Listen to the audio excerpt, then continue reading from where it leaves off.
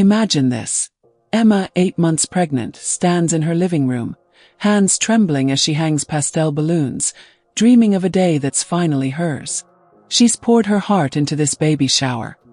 Her first chance to feel seen, to celebrate the daughter she's carried through sleepless nights and swollen feet. The table's set with her grandmother's lace cloth, a soft blue cake etched with tiny stars waits in the kitchen, and a playlist of gentle folk hums in the background.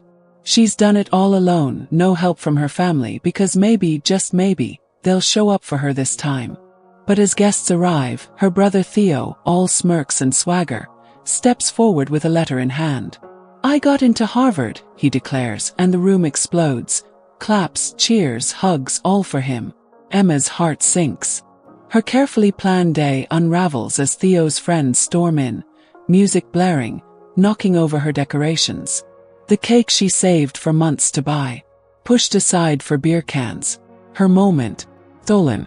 And as she watches her family fawn over Theo, something inside her snaps. This isn't just a party gone wrong. It's her life, always eclipsed by her brother's shadow. Will Emma let this slide? Or is this the moment she fights back? Stick around to find out, and if this hits home, hit that like button, drop a comment, share this story, and subscribe for more raw, real tales like Emma's. The air grows thick with noise as Theo's friends swarm the house, their laughter drowning out Emma's playlist.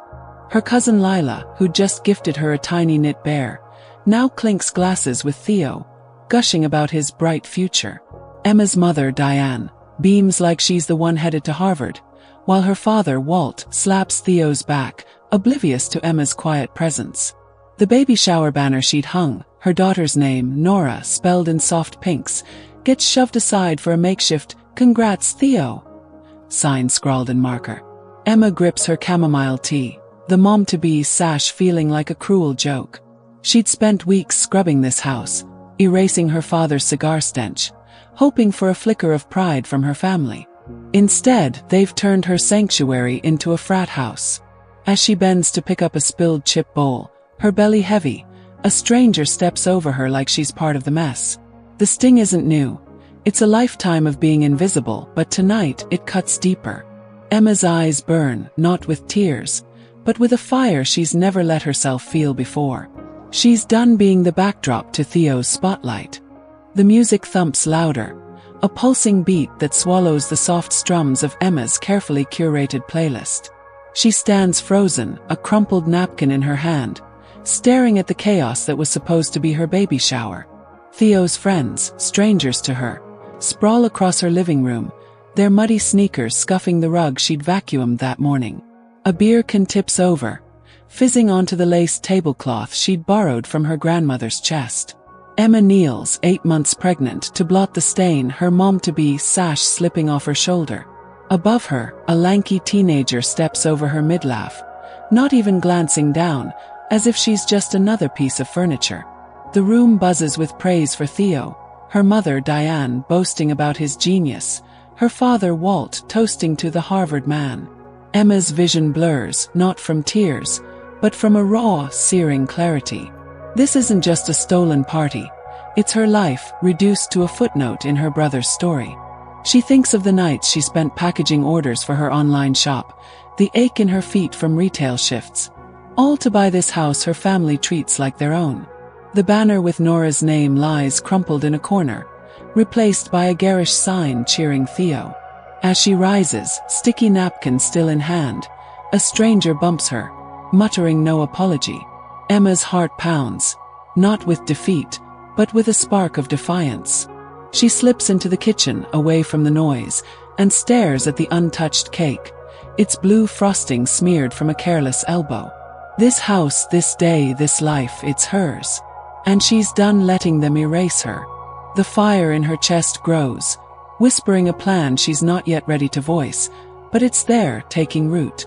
Emma's gaze lingers on the smeared cake, its delicate stars now a sugary blur, as the thumping music from the living room seeps through the kitchen walls.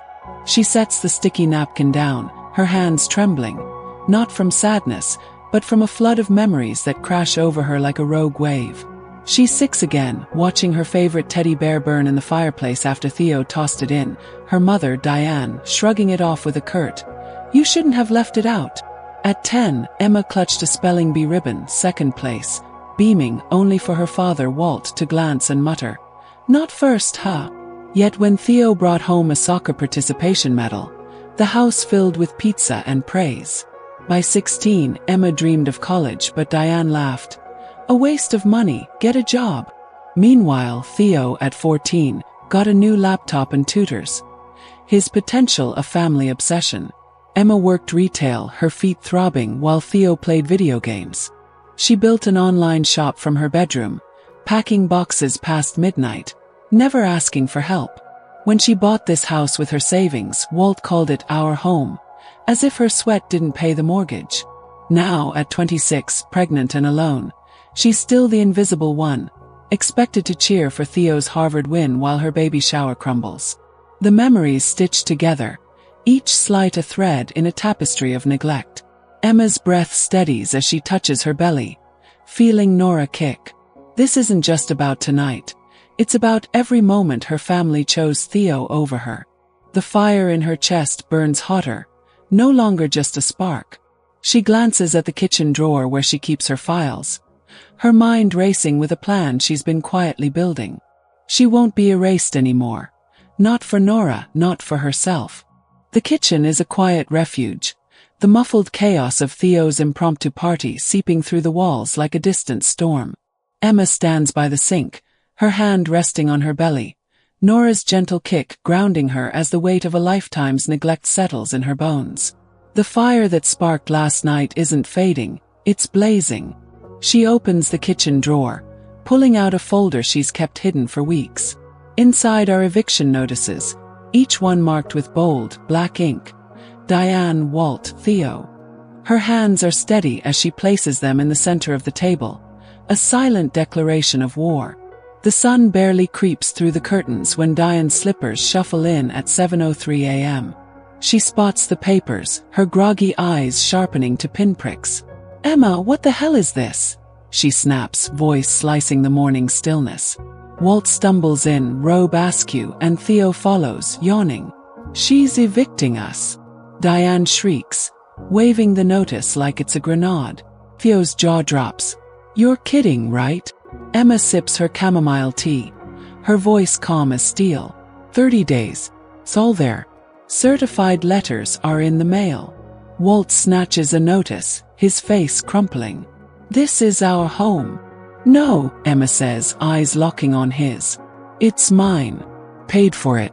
And I'm taking it back."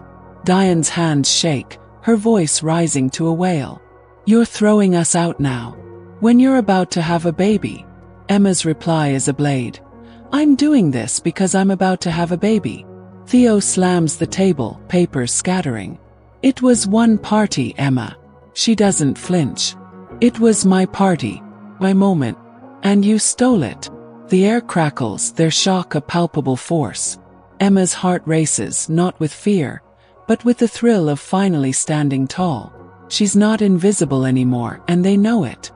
The kitchen still hums with the aftershock of Emma's eviction notices, the scattered papers on the floor like fallen leaves of a dying tree. Diane's face is crimson, her sobs theatrical, as she clutches the table's edge. "After everything we've done for you," she cries, as if Emma's the one who's betrayed them. Walt paces, muttering, "We're family, Emma. You don't do this to family." Theo glares, his voice sharp. "You're blowing one night out of proportion."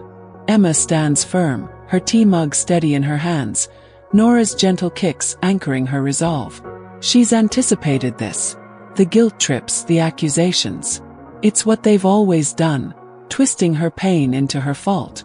Diane tries a new tack, voice softening to a plea. "Think of Nora. She needs her grandparents." Emma's eyes narrow. Nora needs a home where she's seen, not ignored. The words land like a slap, and Diane's mask slips, her lips curling. "You think you're so high and mighty with your little shop." Emma doesn't bite. She's heard it before, her success belittled, her sacrifices unseen. But then a chilling move. Diane's phone buzzes, and Emma catches a glimpse of a group chat with relatives, already spinning a tale of Emma's hormonal breakdown. Theo chimes in, voice low. I told Coach I might lose my scholarship if we move now. You're ruining my future. Emma's heart skips, not from guilt, but from the audacity. She's seen this playbook. Shame, manipulation, control. Yet, as their voices rise, so does her clarity. She's not just fighting for her house. She's fighting for Nora's future, for a life free of their shadow. Outside, the morning light grows stronger, but inside, the tension coils tighter. Emma knows they'll escalate, and she's ready. She's been planning this longer than they'll ever know, and their desperate pushback only fuels her fire. The house pulses with a brittle tension, the eviction notices still strewn across the kitchen floor like battle lines drawn. Diane's sobs have quieted, replaced by a cold glare as she whispers to Walt, plotting their next move. Theo storms out, slamming the door, but Emma remains unshaken, her hand resting on her belly where Nora's kicks remind her why she's fighting. She's not just reclaiming her house, she's carving out a safe haven for her daughter. The phone calls start that afternoon. Aunt Clara, then Uncle Mitch, then a church friend of Diane's, all with the same scripted concern. Emma, we're worried about you. It's no coincidence. Diane spun a tale of Emma's unstable state, pregnant and irrational. An anonymous email lands in her business partner's inbox, questioning Emma's ability to run her shop post-baby, its phrasing eerily mirroring Diane's texts. Emma's stomach twists, but she doesn't falter. She screenshots the email, forwards it to her lawyer, and cross-references it with her mother's messages. Checkmate. She's been meticulous, her folder thick with legal documents. The deed in her name, certified mail receipts, eviction filings.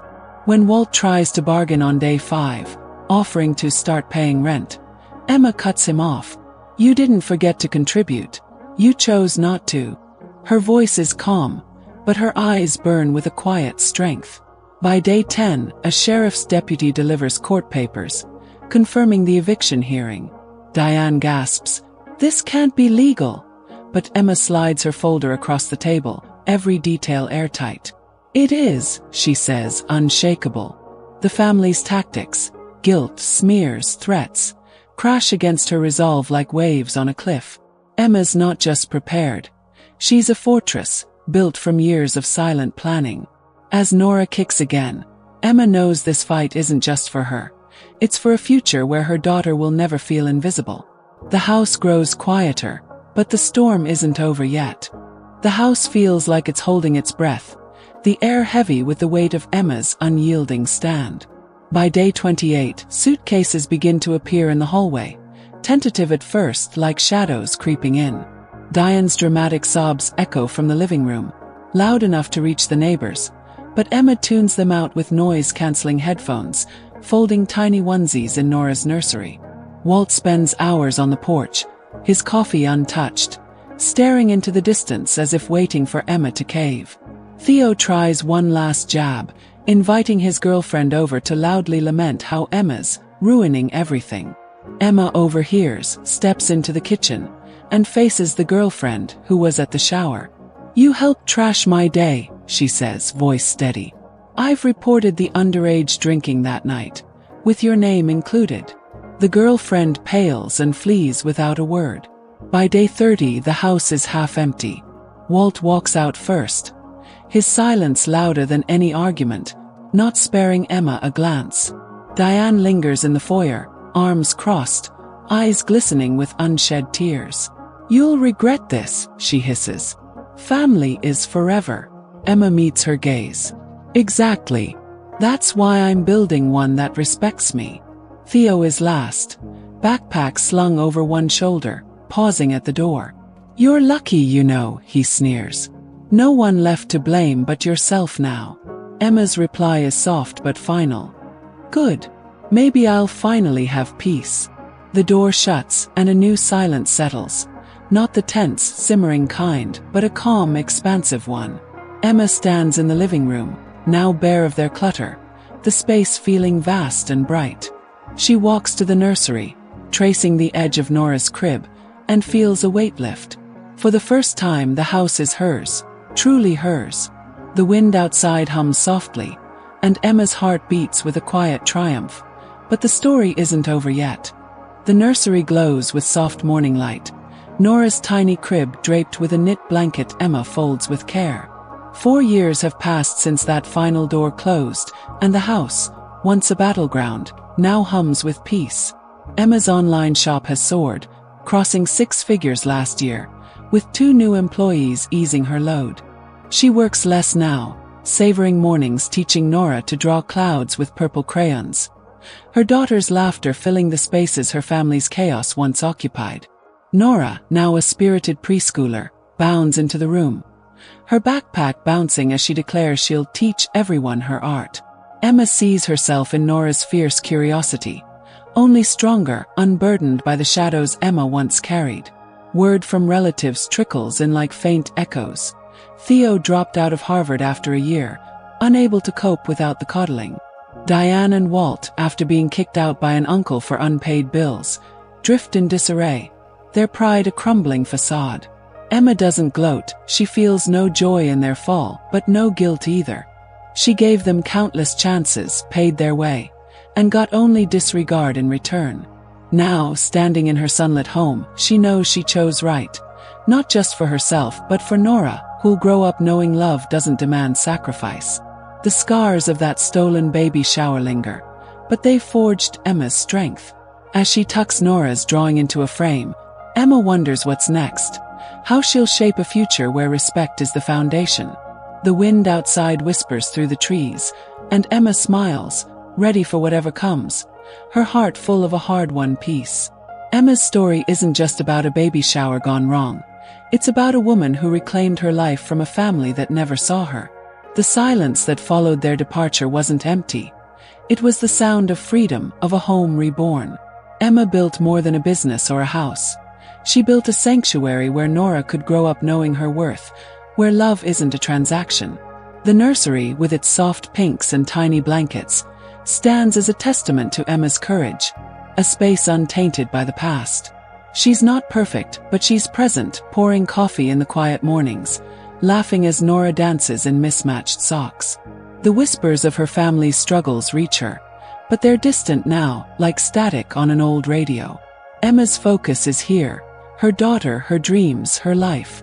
She's learned that family isn't about blood. It's about respect, and she's surrounded herself with people who reflect that.